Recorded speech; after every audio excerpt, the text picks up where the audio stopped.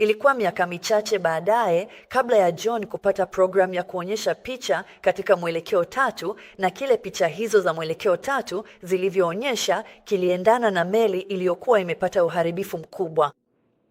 Baada ya yote, ikiwa ni safina ya Nuhu, kama sote tunavyoamini, ni kitu cha zamani zaidi kilichoundwa na mwanadamu duniani na kimekwama kwenye mwamba mkubwa.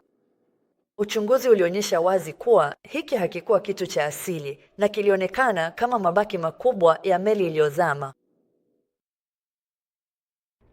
Uchunguzi unapotazamwa, kila rangi tofauti inaonyesha upinzani tofauti wa umeme wa nyenzo zilizo chini ya ardhi. Programu hiyo inampa John uwezo wa kuchuja upinzani fulani ili kuzingatia vitu vinavyofanana, kama vile kuondoa matope dhidi ya nyenzo nzito zaidi. Sehemu iliyo juu ya ardhi ni ncha tu ya kilele, kwa kusema hivyo.